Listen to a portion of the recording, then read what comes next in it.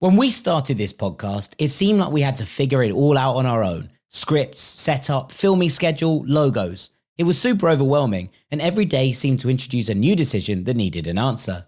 When you're starting off with something new, it seems like your to-do list keeps growing every day with new tasks, and that list can easily begin to overrun your life. Finding the right tool that not only helps you out, but simplifies everything can be such a game changer. For millions of businesses, that tool is Shopify. Shopify is the commerce platform behind millions of businesses around the world and 10% of all e-commerce in the US, from household names like Allbirds and Gymshark to brands just getting started. Get started with your own design studio.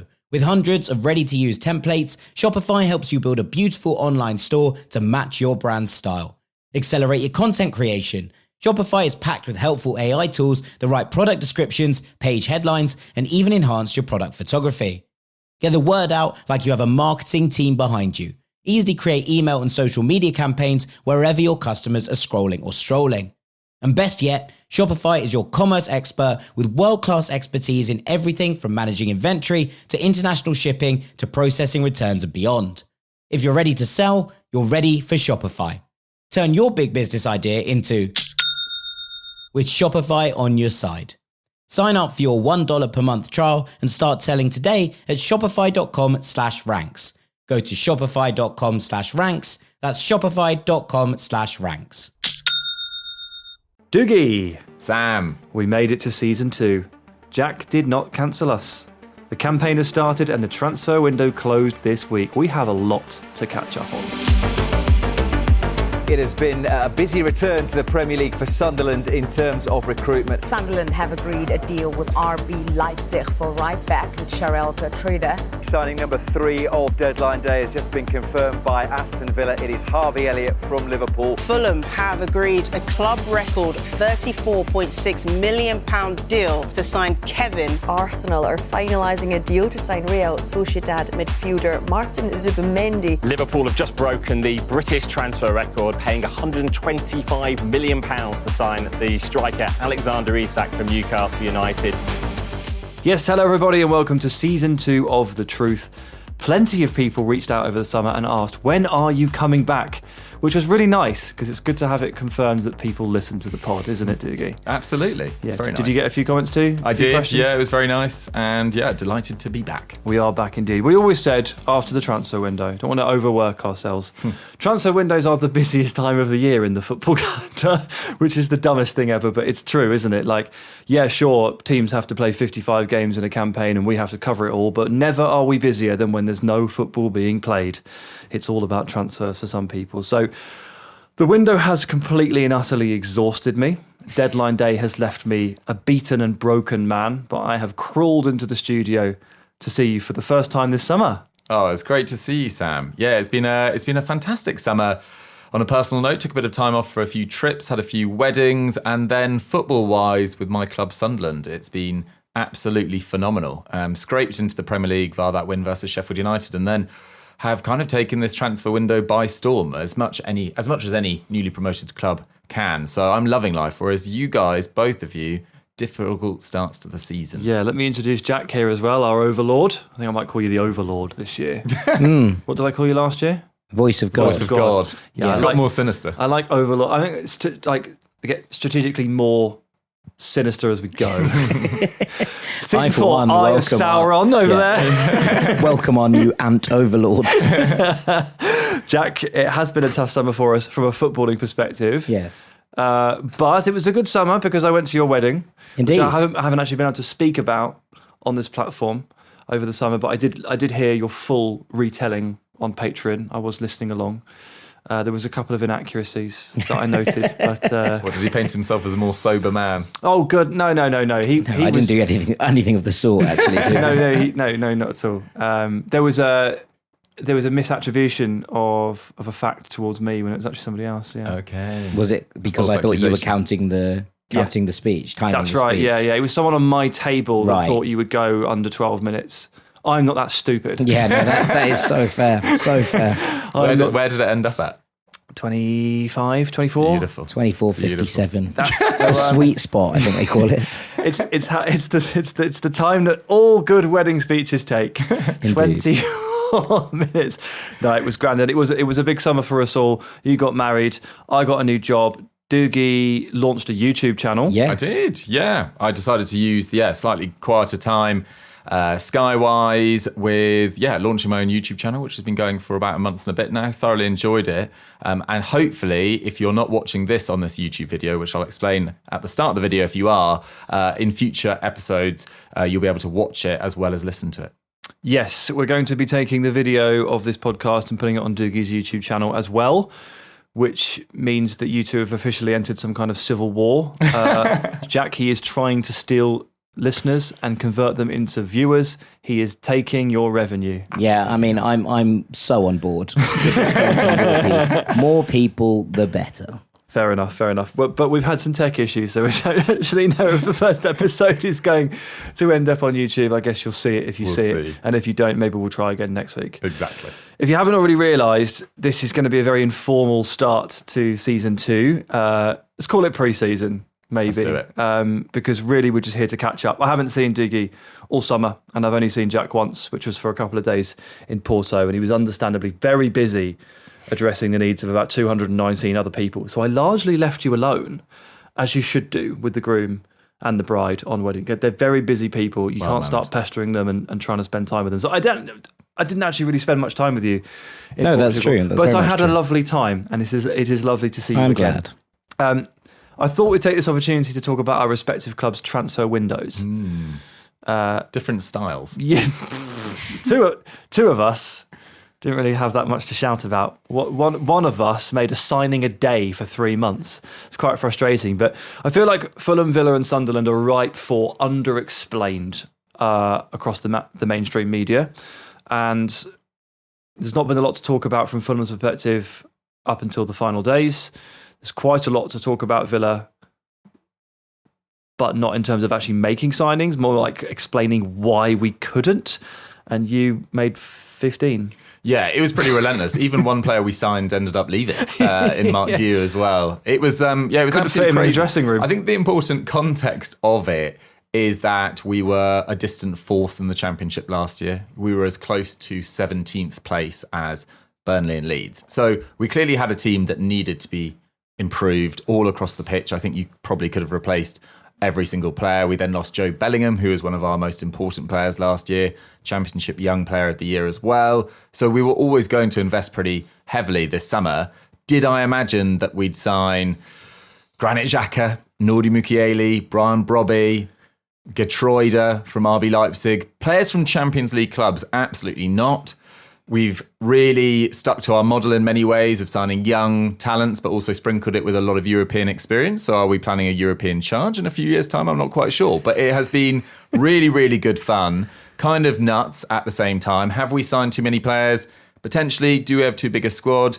Maybe. Yes. But am I enjoying watching this new side already gel and enjoying our position in the table already, with only Liverpool and Chelsea, the only two sides with more points than us as it stands at this very, very early stage?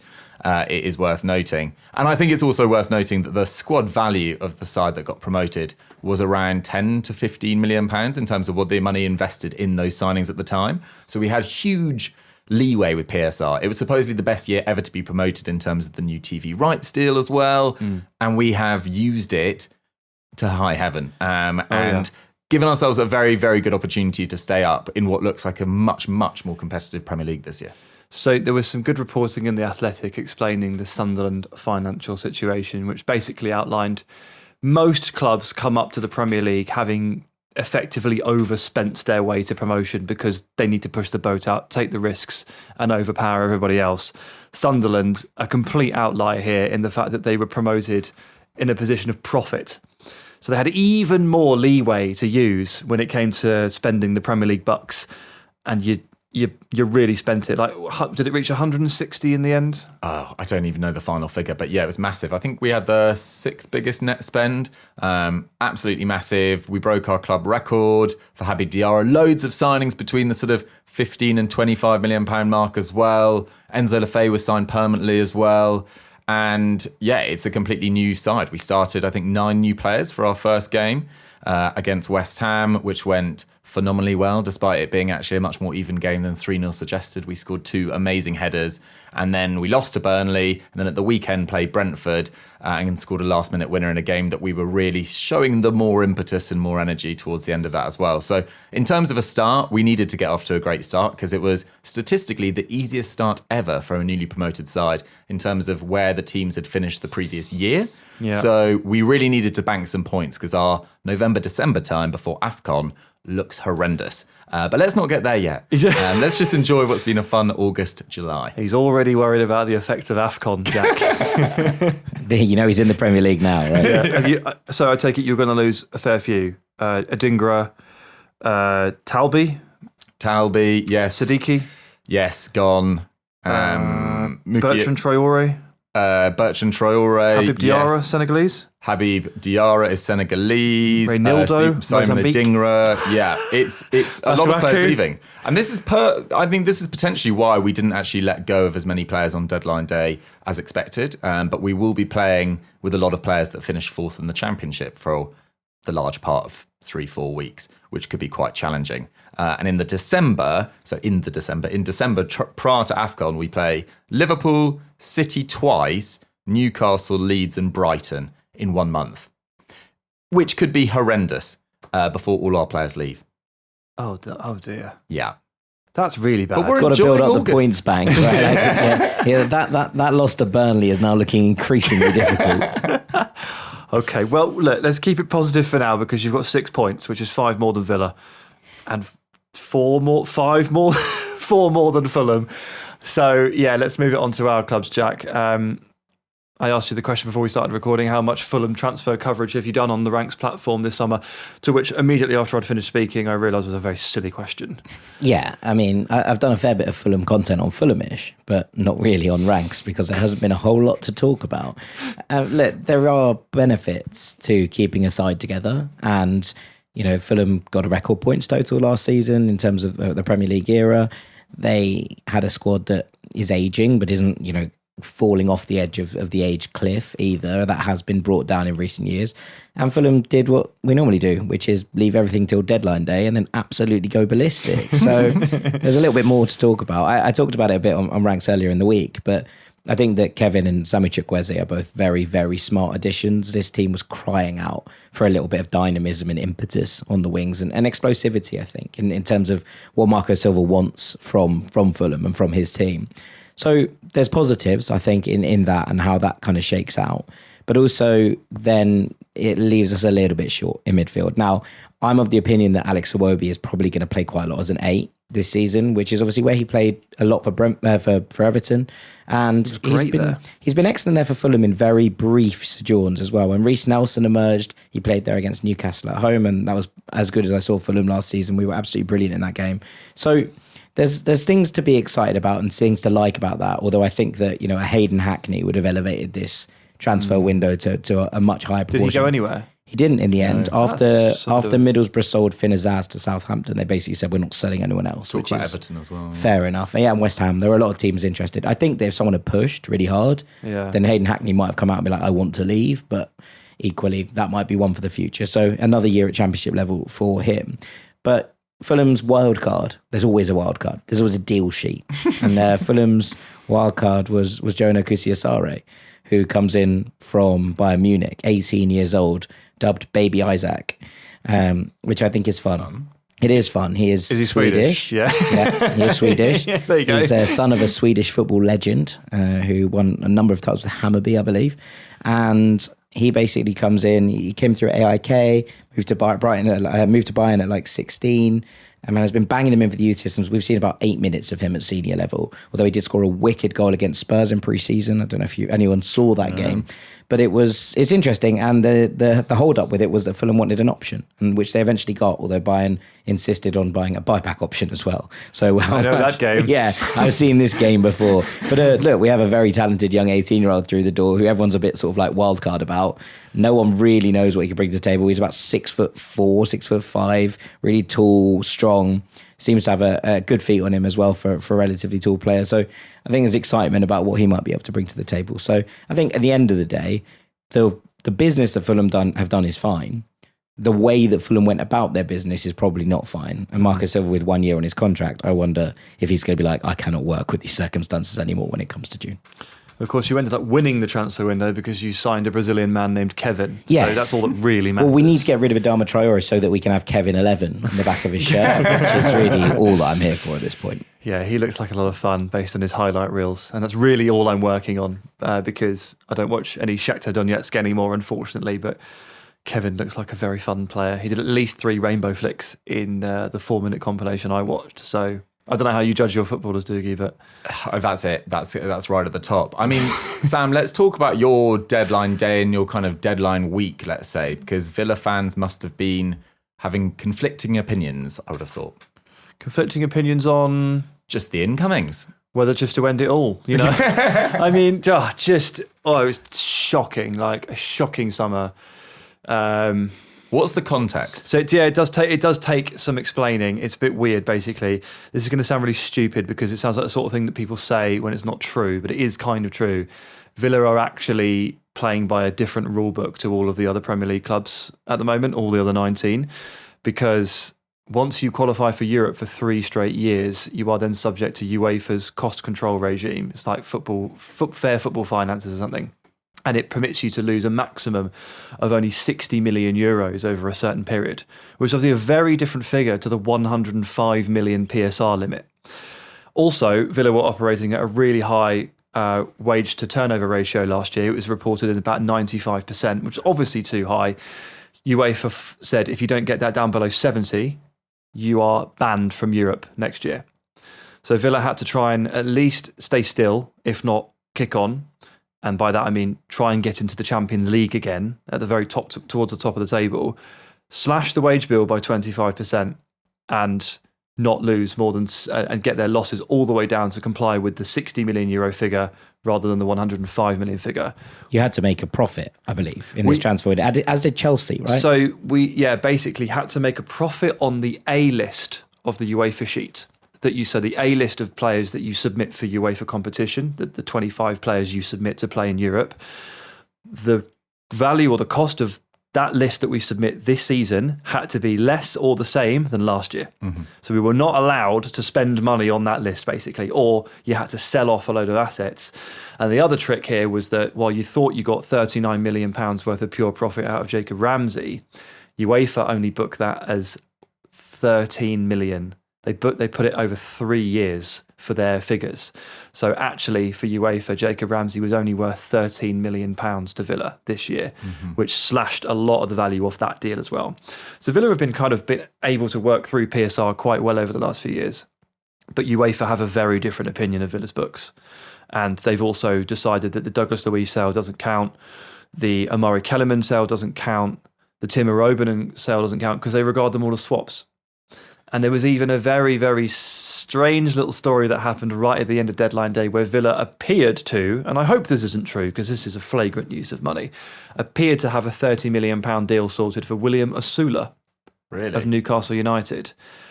But they realised that as soon as they pulled the trigger on that deal, UEFA would discount Jacob Ramsey's transfer because they would consider it a swap. So they pulled out. Even if it's weeks apart? Even if it's weeks apart. That seems very, very harsh. Okay, so I understand the context of, trying to get my head around the context, but talk to me about then using a big chunk of your wage budget on someone like Jadon Sancho. So that does look a bit strange for sure. But what had happened was it was 2.5 months of clearing the decks. Like Coutinho's contract was finally cancelled. Leander Dendoncker was finally jettisoned. Alex Moreno, a very highly paid third choice left back, was finally sold or moved to Girona for free. A lot of them were, given away for free basically with a sell on in order to clear out all the decks. Baranachea had to go. Loads of players just had to go and just had to create hundreds of thousands of pounds in the wage budget available so that you could then add a couple of players. But of course, removing the crud from your wage bill, it's not easy and it takes time. So Villa had to spend all that time over the summer getting rid of all those players before they could actually add players. Otherwise, they would have got in trouble with UEFA. And of course, what they didn't want to do is do the Man United method of buy all the players first and then hope we sell them. That's not a criticism because they ended up getting quite a lot of them out. But if Villa had done that and failed, they'd have been banned from Europe. Mm-hmm. So there wasn't really an option. So they just had to sit there and wait all summer and watch Sunderland sign all the players we wanted. Like they were like you were signing. I would apologise. Like I would have had Adingra in a heartbeat. I would have had Mukiele in a heartbeat. I would drive Gertruda to Villa myself. You know, it's been difficult. Yeah. And you could tell that this cloud was hanging over the squad all summer. Pre-season was super disrupted. Emi Martinez was trying to leave. The club were trying to get rid of half the player. Everyone had their price, and it was not a happy place. And it's bled into the start of the season. It's just not, they're not playing well. Is anyone concerned about Unai Emery's sort of headspace right now and his mood? Because he has seemed a little bit sort of lacking in his usual sort of sparkle. Yeah, everyone's annoyed, for sure. I don't think anyone's worried about him quitting. Walking or anything. Yeah, I mean, there was definitely a few Villa fans that started talking about that on social at one point, but that's just fans being fans. That's just, you start to get worried about stuff. And also, Villa fans are mostly from Birmingham, and we're quite miserable. So give us a chance to think about the absolute worst case scenario, and we will do it. Sure. But what you have to remember with Villa is this whole project is built around Emery. We hired the sporting director he asked for, the football operations guy he asked for, all the scouts, all the coaches he asked for. Really, this project lives and dies by him. He doesn't really get to walk away because it's his. He's also paid a hell of a lot of money to manage Villa because he's very good at what he does. So Villa fans have got this horrible memory of Martin O'Neill walking out at the start of the season all those years ago. 5 days before the start of the campaign, he just decided that, no, you're not giving me any more money for signings, I'm out, and just left Villa in the lurch. And there was a little bit of fear about that, but I think that was mostly just the demons inside people just kind of creeping out. This is Emery's project, and if he walks, it's because he's failed, and I don't think he's like that. Mm-hmm. Okay, and then the other sort of more positive news on deadline day, just to cheer up any Villa fan that is listening, I imagine you're very positive about Harvey Elliott, despite his choice of shirt number. Yes, it was the deal of the window until he chose the number 9. Harvey Elliott's taken the 9 shirt at Villa. That's just ridiculous. It just doesn't look right. Also, the 9 shirt at Villa doesn't work. It's like a curse. Who was the last? Who have been the regular users of 9? I'm not really a shirt numbers guy. I guess Duran wasn't a disaster, but he was absolute chaos. There've been a few, unfortunately, that haven't quite gone to plan, but Duran was the last one. Hopefully, he's a bit more stable than John Duran as a person. That would be really nice.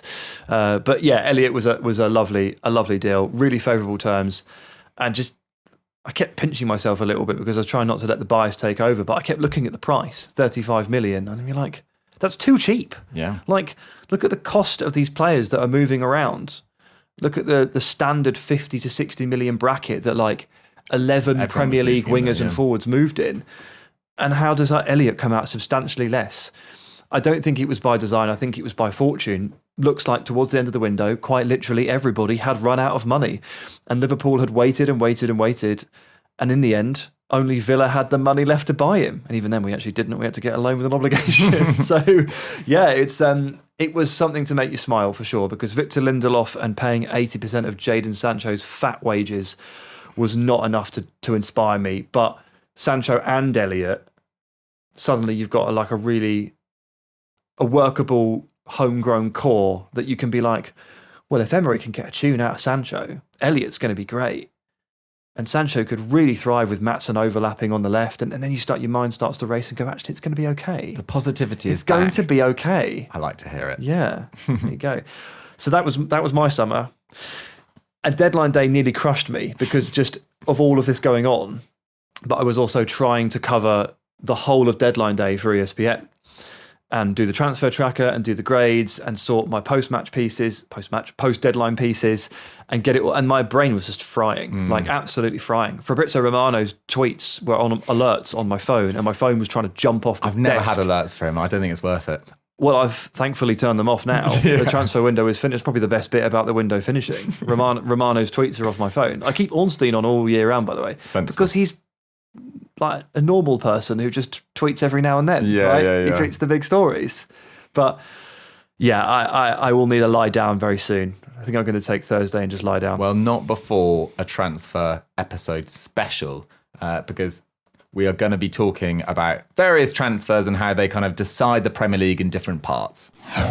When we started this podcast, it seemed like we had to figure it all out on our own. Scripts, setup, filming schedule, logos. It was super overwhelming, and every day seemed to introduce a new decision that needed an answer. When you're starting off with something new, it seems like your to-do list keeps growing every day with new tasks, and that list can easily begin to overrun your life. Finding the right tool that not only helps you out, but simplifies everything can be such a game changer. For millions of businesses, that tool is Shopify. Shopify is the commerce platform behind millions of businesses around the world and 10% of all e-commerce in the US, from household names like Allbirds and Gymshark to brands just getting started. Get started with your own design studio. With hundreds of ready-to-use templates, Shopify helps you build a beautiful online store to match your brand's style. Accelerate your content creation. Shopify is packed with helpful AI tools that write product descriptions, page headlines, and even enhance your product photography. Get the word out like you have a marketing team behind you. Easily create email and social media campaigns wherever your customers are scrolling or strolling. And best yet, Shopify is your commerce expert with world-class expertise in everything from managing inventory to international shipping to processing returns and beyond. If you're ready to sell, you're ready for Shopify. Turn your big business idea into with Shopify on your side. Sign up for your $1 per month trial and start selling today at shopify.com/ranks. Go to shopify.com/ranks. That's shopify.com/ranks. All right, Dougie, it's been good to catch up, but why don't you introduce the actual serious part of this podcast that we're going to do? Yeah, it's time to get down to business, guys. As you know, as we've been talking about, transfer window is now finished. There's loads of ramifications about all those deals, loads of the ones that we saw on deadline day, etc. So today we're going to be talking about the deals that will decide the Premier League in different areas of the Premier League. So we're going to talk about one that'll decide the title, one that will decide the Champions League chase, one that will decide the overachiever, one that will decide the underachiever, and one that'll decide relegation. So shall we kick off, Sam, at the top with one that'll decide the title? Why don't you take it away? Okay, so I found this exercise very interesting. Dougie set it, and it's a lovely way to think about transfers, and it's a great way of kind of reverse engineering / dragging predictions out of yourself. Because if you're thinking about a signing that is going to decide the title, you are highly likely talking about a signing that is going to positively impact a team and get it over the line. I've surprised myself ever so slightly by picking Martin Zubimendi. Nice. And I guess that means I'm tipping Arsenal for the title. That flies in the face of a lot of the excitement around Liverpool's transfer window. It also flies directly in the face of my own pre-season prediction for ESPN, in which I picked Liverpool to win the title. But combination of these Liverpool performances are really bothering me, and I know there's plenty of time for it to work out, but they are such a flawed team right now, I just can't shake it. And Arsenal look good. I know they've just lost at Anfield, so that sounds a bit silly to say, but 3 games in, we're making no broad calls anywhere. I'm looking at Arsenal's squad depth. I'm looking at how they've added 8 first-team players this summer, genuinely quite aggressively upgraded in certain areas, and turfed out some of the old depth, bringing in Nkapie and saying goodbye to Kivior and Zinchenko. These are really positive moves. But Zubimendi, what he is bringing to this midfield and what I've seen from him so far, and of course what I saw at Real Sociedad and unfortunately in the Euros final for Spain against England, I think he is going to transform this midfield. I think he's doing it. I think he's kind of doing it effortlessly. And that trio of Martin Ødegaard, Rice and Zubimendi, it looks powerful. I think it looks well set, and I think it looks more, let's say it's probably better equipped as a 3, and it has better chemistry than anything we've seen from Liverpool so far. And I'm still asking the questions as to how Slot is actually going to figure this out, how he figures out Liverpool's midfield, how he plugs the gaps, how the fullbacks work in. Don't have any of those questions with Arsenal, and Zubimendi's a big part of that. Yeah, absolutely. I think weirdly we didn't discuss what we were sort of going to go for beforehand, but I also, in my pre-season predictions, which I always put on my Twitter page, I had Liverpool top, then I had Arsenal, then I had City. And on the basis of the last few days of the window, I just have massive concerns that Liverpool have left themselves short. Yes, in central defence, but also potentially in midfield as well. And you're looking at 4 centre-backs, at least until January, or 4 senior centre-backs of Van Dijk, Konate, Gomez and Leone, who's only played a handful of professional games, really, as promising as he looks. And I think there are one big injury away, which did come for Arsenal last year and didn't really come for Liverpool, from being in massive, massive problems defensively. And it already looks like Kirkes is going to take a little bit of time to get up to speed. Frimpong's been out injured as well. They've had to play Sabostai, their best pressing midfielder, probably at right back as well. It's been amazing though. Where he has looked great. He's actually bailed them out of 2 games so far, which is not a great place to be in. Although again, I must stress and keep saying, like, This is what we see from Liverpool right now. It won't be what we see in 3-4 months' time. It can't be. It literally can't be. They have to get better, but it's enough to spook you. I thought the Liverpool looked a whole lot better at the weekend. Now, they didn't look as effective going forward until they really started to kind of turn the screw in the second half. But equally, I think that was a game of being like, don't lose. Don't lose this game. And I think that both teams saw that for a while. And Liverpool took the advantage when they saw it, where Arsenal started to run out of steam a little bit. Arteta didn't make the changes quick enough. And they seized that advantage and they took hold of it. And look, it still takes something pretty special, but they looked the more likely, I think, in the second half. What I did think was that Alexis and Ryan Gravenberch at the bottom of the midfield looked a whole lot better.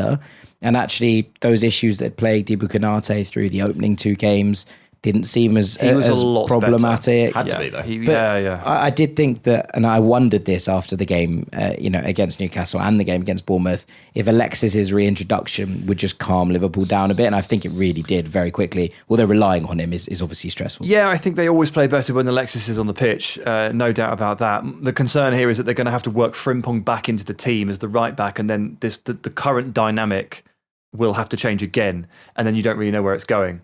All of these uncertainties are freaking me out. I don't really have any of those with Arsenal. I think I know exactly what I'm looking at, and particularly in the case of Zubimendi. We've started talking about Liverpool here, but this is a pitch for Zubimendi as a title-winning signing. Really, he looks so good, so early, so assimilated, and that midfield 3, I think I'm backing it. Yeah, the signing I actually picked, which sounds bizarre, but I'll explain the context around it, was actually Piero Hincapié. In terms of what it means for Arsenal's depth, I think this summer we've seen Liverpool pick out some of the best players in Europe to really, add some stardust to their starting 11. But I don't think their depth stands up to Arsenal's, where you've got potentially Lewis Skelly, Mikel Merino, Hincapié, Ben White on the bench. You've got, Eze potentially playing more of a bench role to begin with, Trossard, Havertz. I just don't think you can go throughout the entire side. I don't think Liverpool's depth matches up to Arsenal. And last year we really did see in major leagues all across Europe, and yes, it was coming off the Euros as well and a Copa America, but there's been a Club World Cup this year as well, which hasn't actually affected these 2. But injuries were such a decisive thing. I think Arsenal looks so much more set to go deep in every competition. I can still see Liverpool competing deep in many competitions and potentially picking up some trophies, but across a 38-game Premier League campaign, I do think Arsenal's superior depth will eventually tell. And in terms of Hincapié, the player, I actually had in my head when this was signed, I was like, oh, he's a little bit injury prone. I actually looked it up. I think he broke his ankle in a summer a few years ago, which was on my mind. But actually, he's missed very few games. He hasn't necessarily played 34 Bundesliga games every year. There's been a bit of a rotation, and he's picked up the odd muscle injury. But this is a guy that can deputise really well at left back. He's actually deceptively fast in terms of an overlapper as well. He's very good on attacking set pieces, which Arteta's going to love as well. And he can also play incredibly well as a left-sided centre-back. So I just think Arsenal's depth just looks in a great position. And I haven't even mentioned like Max Darman coming through, Ethan Nwaneri another year further along. They just look brilliantly set. And if they take the handbrake off a little bit more in maybe some of these bigger away games, you can just really see this side finally maturing and getting over the line, in my opinion. Yeah, so here's my question for you. If Mark Gahey had signed for £35 million, would you be picking Liverpool to win the title? And would actually your pick here be Mark Gahey? Quite possibly. Because I think my answer is yes to both. Yeah, quite possibly. The one thing that I think might eventually happen with Liverpool is that Cody Gakpo drops to the bench and Florian Wirtz moves out to the left. And then Szoboszlai, they recreate the midfield of last year. Sure. Because I do think there are massive counter-attacking issues right now. And I know Jack's point, and I agree with it, that they did look better on the weekend. But I do think that will eventually be their forward line and midfield. And Florian Wirtz as well, look, it's a completely different... They've had some difficult games as well, like Bournemouth, high-pressing team. You're going into a bare pit at St James's Park with that highly charged atmosphere. Then you're playing Arsenal. It's been really difficult for him to get into the flow of games. I'm not ruling him out as a signing. That'd be stupid. He's an absolutely phenomenal player. but I just think Arsenal look more settled right now. And they do feel like there's less cogs to kind of mesh before they can get to their top level. It's a bit weird, isn't it, that we've both picked players there to decide the title, and neither of them are the two dudes who broke the British transfer record for Liverpool this summer. But it's very hard to live up to those expectations. Right, should we move on to decide the overachiever? Okay, I went with Jack Grealish and Everton. I really like the position that Everton are in right now. I haven't obviously been, well, I could have been, but I haven't been to their new stadium yet, but it looks absolutely phenomenal. The noise in there, the way it's shaped, it looks like an absolute amphitheatre to watch football in, and I'm absolutely loving the performances of David Moyes' side so far. I think they took a really calculated but quite intelligent risk this summer, letting go of a lot of the old-timers, the Doucourés, the Calvert-Lewins, the Ashley Youngs, etc. It was a little bit touch and go up until the final sort of 5-6 weeks of the window, but then to bring in, Kiernan Dewsbury-Hall, Jack Grealish, Tyler Dibling, Cherno Barry, it really does feel like there's this, the Friedkin group have really finally got their mitts into this Everton squad and targeted younger, hungrier, fitter players. And Jack Grealish, look, it's exceptionally early days, and I think there's also got to be a shout for Van Dijk and João Pedro and probably Antoine Semenyo. But I think Jack Grealish has looked like one of the best players in the Premier League so far. Definitely in terms of the freedom he's attacking with. He's already got 4 assists, and that is massively overperformed his expected assists, but he's playing with a serious freedom. And I back Everton for, I'm not going to go crazy high, but I think 10th, 11th or so, which given the difficulties they've had in the Farhad Moshiri era, Everton fans will definitely take that. I think anything comfortably mid-table, verging into sort of that 10th area, I think would be great for them. And I think you can still probably class that as an overachievement for Everton. I could easily have picked Grealish, but just didn't want to because it would hurt. Painful? It would hurt. Yes, one of many. Was there any talk about him ever coming back to Villa this summer? There was a bit of talk, but it was never particularly serious. I'm actually surprised he moved as early in the summer as he did, because I just thought a load of clubs would be like, oh, we'd like you, Jack, but we don't want to pay those wages, so we're just going to wait. I genuinely thought he'd be like the last day picking as teams like lowball City in terms of offers, but Everton went in there and just decided, no, this guy can change our season. I imagine he just also wanted to start the season well and have a few weeks of pre-season with his team, etc. I think it's a sensible move from him. Yeah, I think it's a really good move. He's going to play every week. He's going to get the freedom. He's going to get allowances, and he'll just make the difference. So great stuff. But I could have picked him. I didn't. I've picked Anton Stack. Oh, nice. And so obviously my overachiever here is Leeds, and I'm setting the bar there as the promoted club will stay up. Mm-hmm. I think for any promoted club, staying up at this point probably qualifies for this overachiever conversation based on what we've seen over the last couple of years. Stack is emblematic of all of the things that are probably, I think, going to keep Leeds up this season. He's massive. They do like big boys. He tackles hard. He puts himself about, and he takes a mean set piece. We've talked about it on The Truth here and there everywhere. How do you stay up? Good against the ball, physically imposing, make the most of set pieces and fine margins. And Stack is a strange player in that he is the big lad, but he's also the set piece taker. I think if Leeds stay up, it's because they've recruited a gigantic team, Space Jam-esque, and they're going to have to make the most of those marginal gains. And Stack seems to be like the player who is going to be at the centre of all of those elements. So I think he is truly emblematic of Leeds' style and attempt and method of staying up. Yeah, I totally agree. I think him and Yaka Bijol in particular, they made some really good defensive and midfield signings, I would say, Leeds. The one thing I'm slightly concerned about is whether they've got enough goals. There was a Dominic Calvert-Lewin in the Carabao Cup, that was a pretty rough performance. That was a tough low light reel, wasn't Lucas Metzger as well. That was, I don't know whether they've quite got the goals to make me, but they do feel like a seriously competitive side. It feels like Burnley with Ugo Chukwu and Florentino Luis in midfield as well. Sunderland with all their new signings. It should be an absolutely fascinating battle to avoid the drop. Yeah, I just wanted to throw 2 names in here, and they both play for the same club.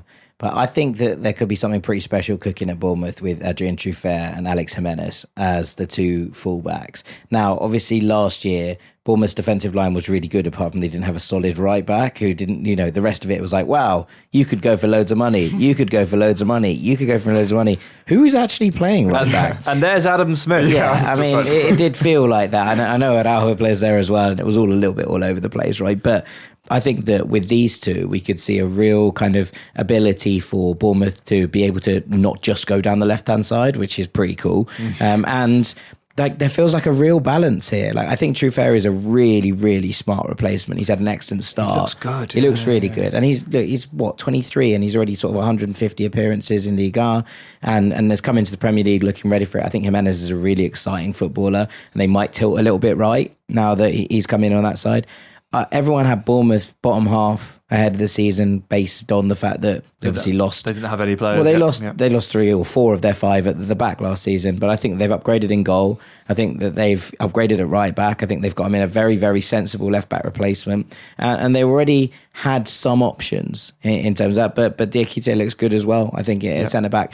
I think Bournemouth are going to finish in those kind of maybe just outside the European places again, but I think they'll challenge, and that for me would be a major overachievement considering the summer. Yeah, I think that's very fair. If they got to 8th or 9th or 10th based on the summer they had, just everyone reset their focus of Bournemouth of, well, you're going back to 14th now, or worse if it starts to unravel. But they've started really well. I mean, they've got 6 points on the board. They've got a couple of clean sheets on the board, which wasn't necessarily their forte. It never really has been at Premier League level anyway under Iraola. So, yeah, good shout, Jack.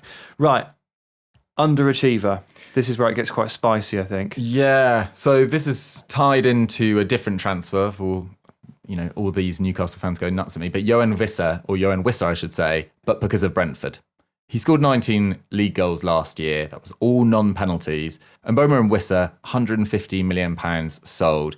They had a direct role in 50 league goals last year. That was 76% of Brentford's total.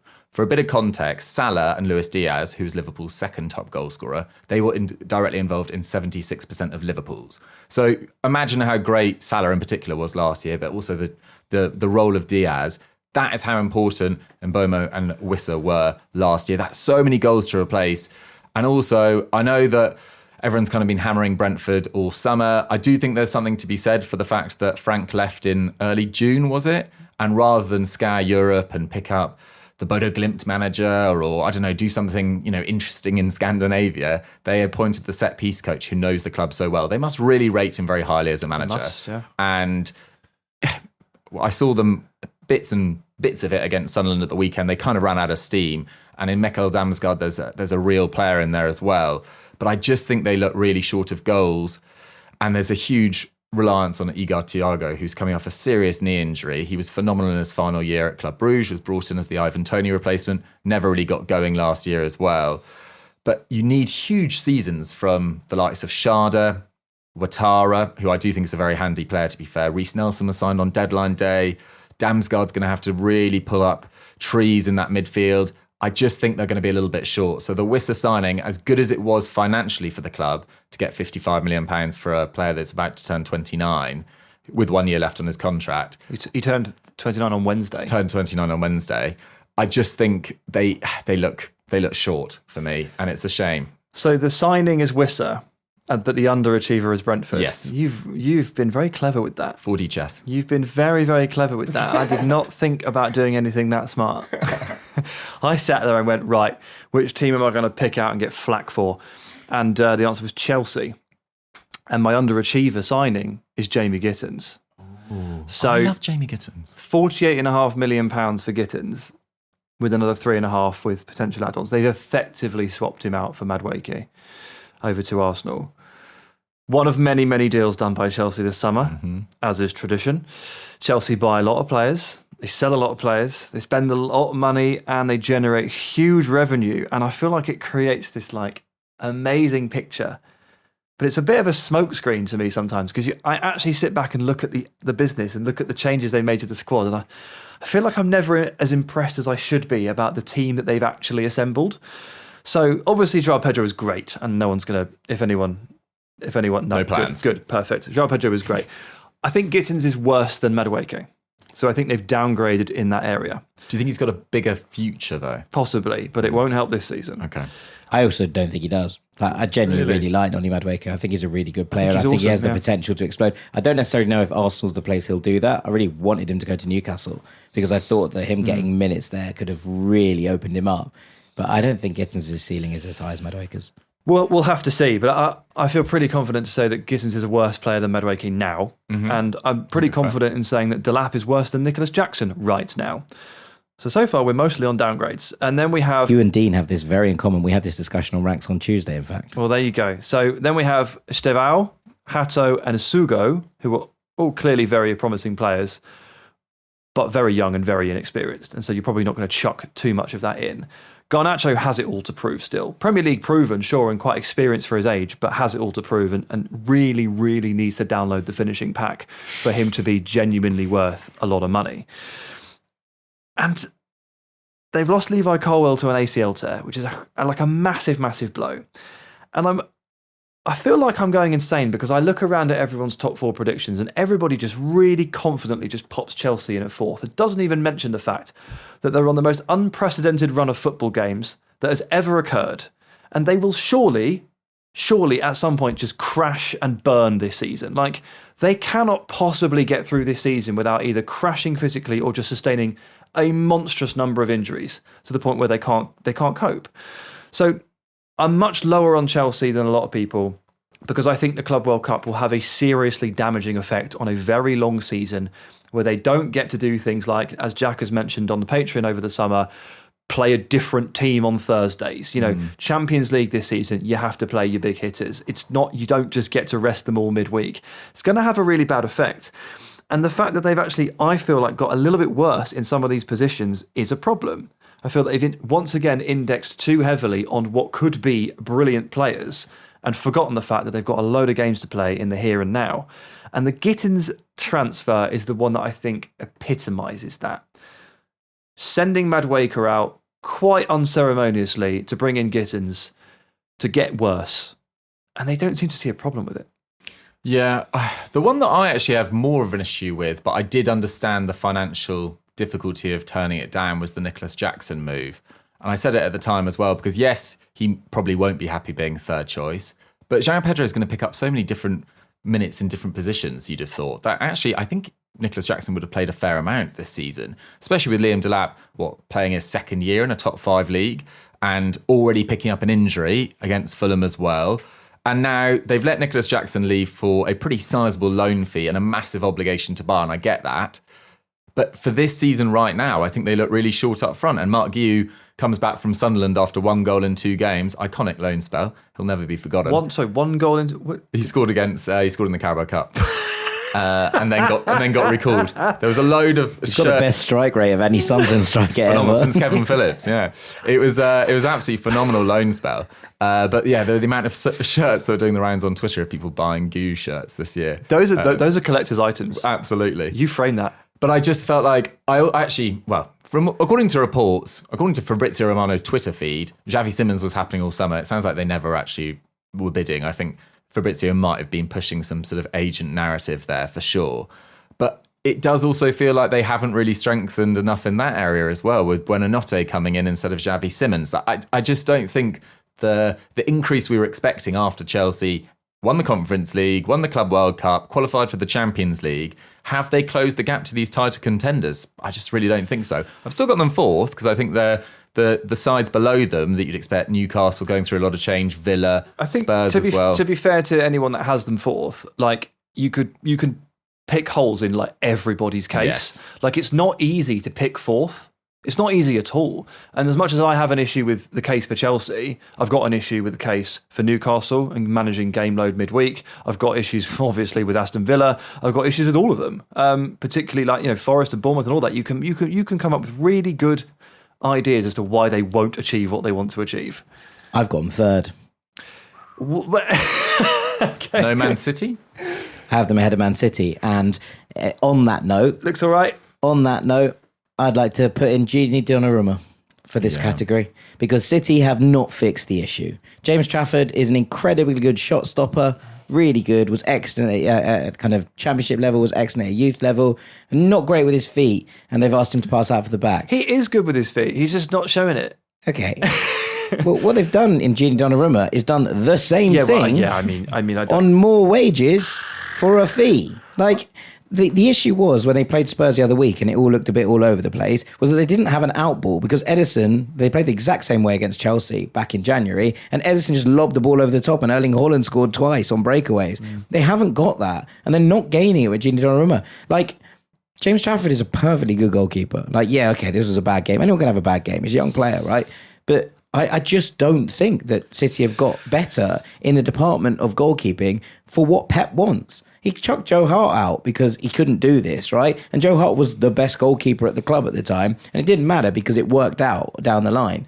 I think they're going through exactly the same thing again right now. I mean, just about. It worked out just about. They went through a Claudio Bravo horror show before they actually got the answer involved. And I remember the 30-odd million on Ederson at the time was a lot of money for a goalkeeper, so they really spent to fix that problem. And also, I'm also utterly perplexed by Donnarumma and City as a match. No one's doubting his shot stopping, but the guy can't kick a ball properly. So, like, why? He might win City the Champions League, but I don't think he's going to put them in a title conversation. He might, yeah. It's like it's like watching a much better version of Nick Pope. Like, still can't kick a ball though, so still has that limitation on your playing style. It does not make sense to me. Also, £50 million plus, maybe £60 million on two goalkeepers when you're playing Mateus Nunes for an entire season at right back or Rico Lewis at right back. I don't get it. I really don't get it. I had them third before a ball was kicked, and I'm pretty confident that they won't be first or second. I also had them third before a ball was kicked, and I'm also pretty confident. It's not like, the thing is, I look down the table for better cases, and I genuinely struggle with it. And of course, if you're trying to use the first 3 games of the season as a barometer for that, then you're going to have trouble because you can't always take too much from that scenario. When we started this podcast, it seemed like we had to figure it all out on our own. Scripts, setup, filming schedule, logos. It was super overwhelming, and every day seemed to introduce a new decision that needed an answer. When you're starting off with something new, it seems like your to-do list keeps growing every day with new tasks, and that list can easily begin to overrun your life. Finding the right tool that not only helps you out, but simplifies everything can be such a game changer. For millions of businesses, that tool is Shopify. Shopify is the commerce platform behind millions of businesses around the world and 10% of all e-commerce in the US, from household names like Allbirds and Gymshark to brands just getting started. Get started with your own design studio. With hundreds of ready-to-use templates, Shopify helps you build a beautiful online store to match your brand's style. Accelerate your content creation. Shopify is packed with helpful AI tools that write product descriptions, page headlines, and even enhance your product photography. Get the word out like you have a marketing team behind you. Easily create email and social media campaigns wherever your customers are scrolling or strolling. And best yet, Shopify is your commerce expert with world-class expertise in everything from managing inventory to international shipping to processing returns and beyond. If you're ready to sell, you're ready for Shopify. Turn your big business idea into with Shopify on your side. Sign up for your $1 per month trial and start selling today at shopify.com/ranks. Go to shopify.com/ranks. That's shopify.com/ranks. Right, a signing that will decide a relegation, Dougie. I don't know whether this is just heart over head, but I've gone with Granit Xhaka. I think people, because it happened in start of July, start of August. I can't even remember when it happened. It was a crazy week. I was just loving it.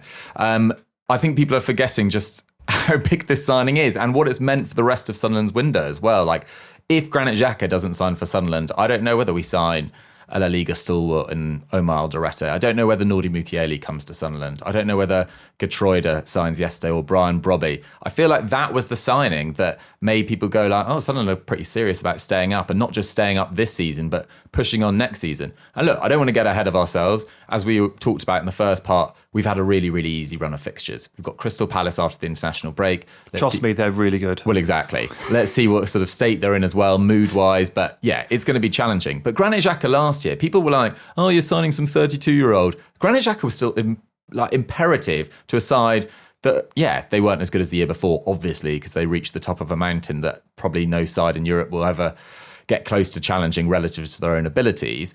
But Granit Xhaka was still their second most used player last season. I think he was second in Europe for passes into the final third. I think he was fourth for progressive passes, so passes that go 10 yards towards the opponent's goal.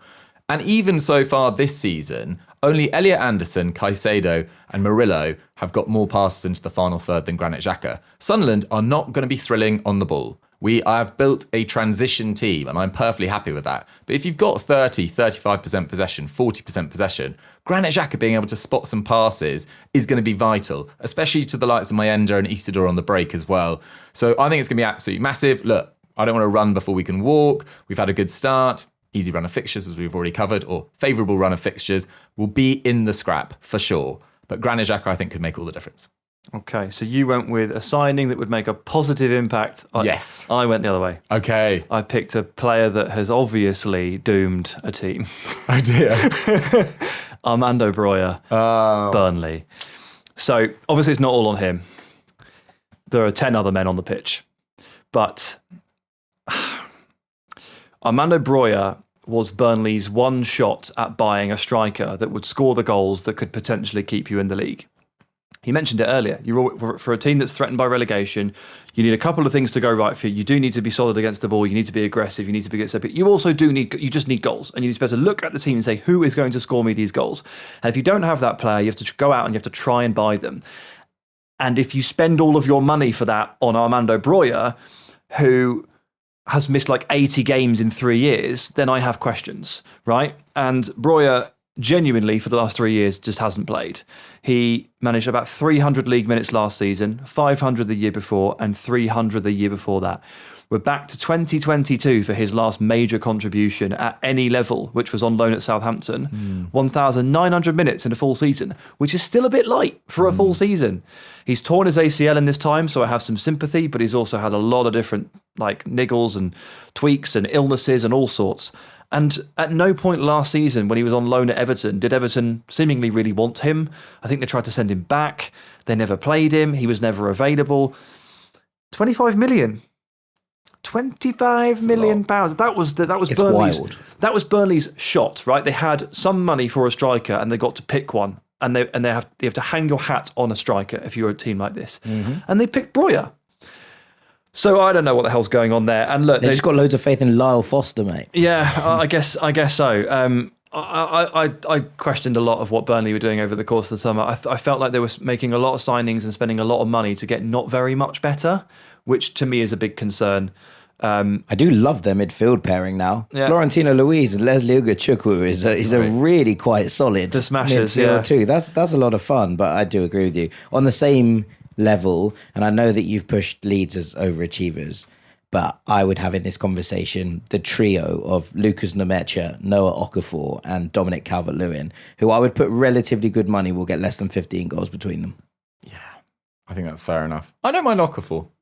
I think Okafor is a perfectly good player. yeah. He's a facilitator, but not a goal scorer. Okafor and I think Chukwueze are in that kind of that bracket for me is like you could still be something really good. Can this move unlock it? Because they both have just like not quite got there where we hoped they would be.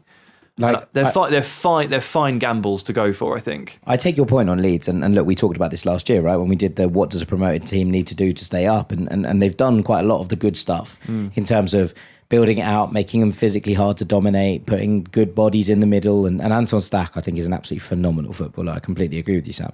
But I just don't think they're going to score enough goals. And that it reminds me a little bit of Scott Parker at Fulham, where the team actually stopped conceding goals and we didn't let the money in, but we scored 9 goals at home all season. Who was up front? Was it Broja?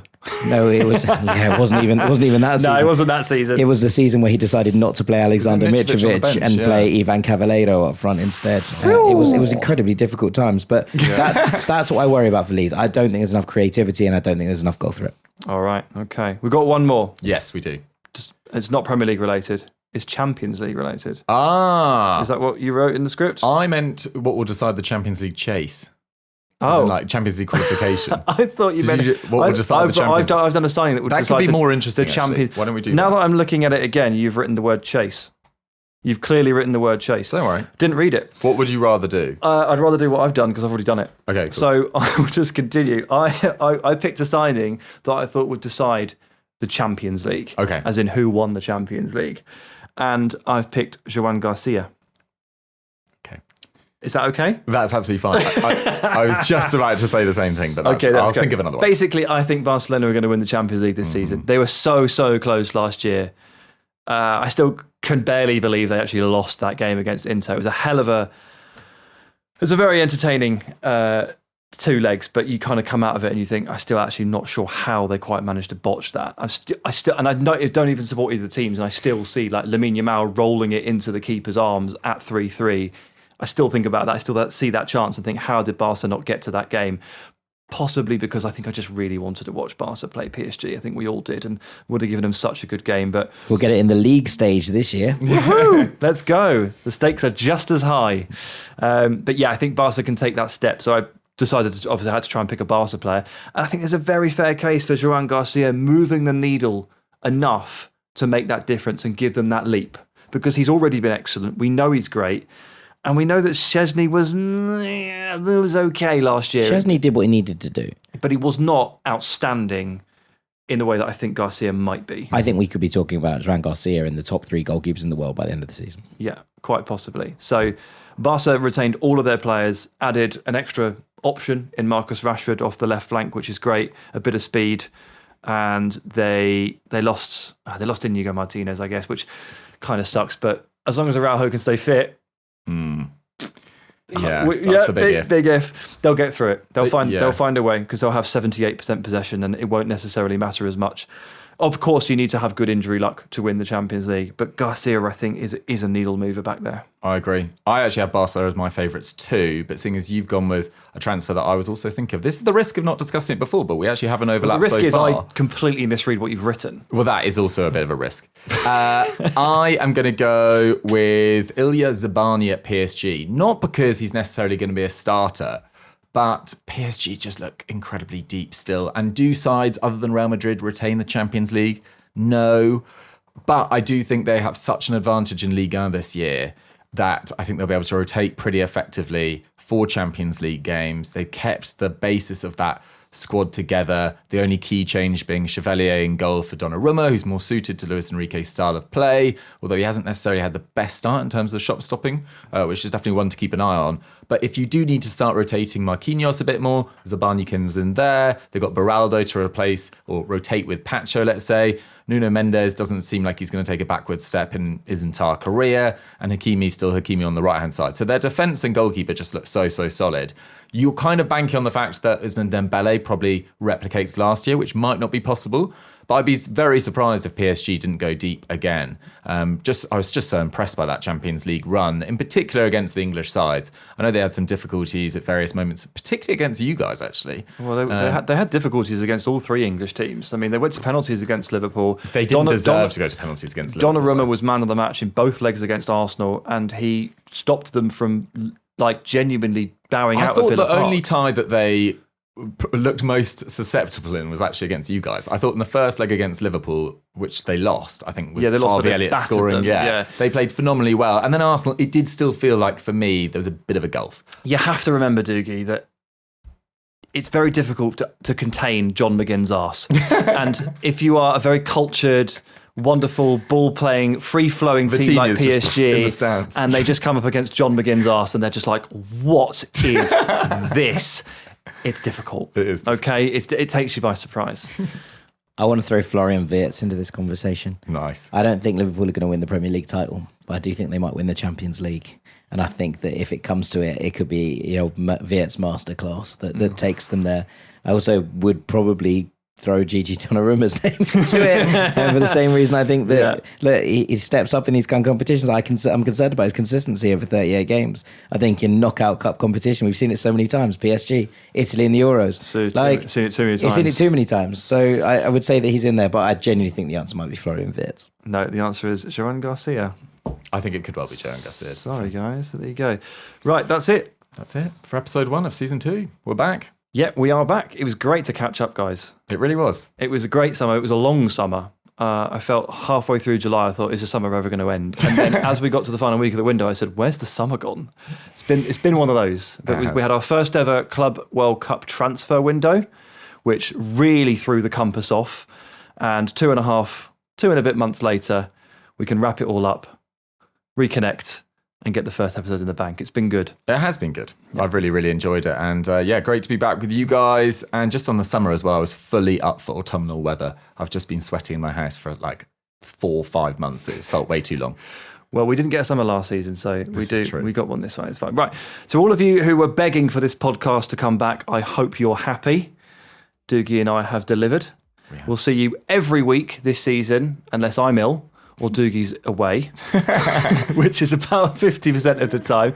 It is great to be back. Jack, thank you for taking care of us once again. Thank you, Sam. It's a pleasure. It's good to have you both back. Absolutely. And remember that these podcasts are now available in video form on Dougie's YouTube channel starting the following week. Probably. Next week. Yeah, a few gremlins in the system.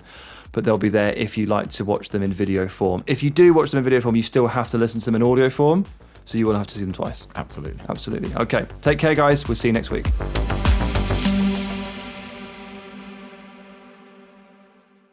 When we started this podcast, it seemed like we had to figure it all out on our own. Scripts, setup, filming schedule, logos. It was super overwhelming, and every day seemed to introduce a new decision that needed an answer. When you're starting off with something new, it seems like your to-do list keeps growing every day with new tasks, and that list can easily begin to overrun your life. Finding the right tool that not only helps you out, but simplifies everything can be such a game changer. For millions of businesses, that tool is Shopify. Shopify is the commerce platform behind millions of businesses around the world and 10% of all e-commerce in the US, from household names like Allbirds and Gymshark to brands just getting started. Get started with your own design studio. With hundreds of ready-to-use templates, Shopify helps you build a beautiful online store to match your brand's style. Accelerate your content creation.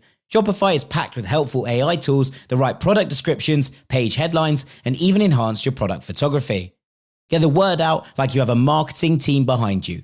Easily create email and social media campaigns wherever your customers are scrolling or strolling. And best yet, Shopify is your commerce expert with world-class expertise in everything from managing inventory to international shipping to processing returns and beyond. If you're ready to sell, you're ready for Shopify. Turn your big business idea into with Shopify on your side. Sign up for your $1 per month trial and start selling today at shopify.com/ranks. Go to shopify.com/ranks. That's shopify.com/ranks.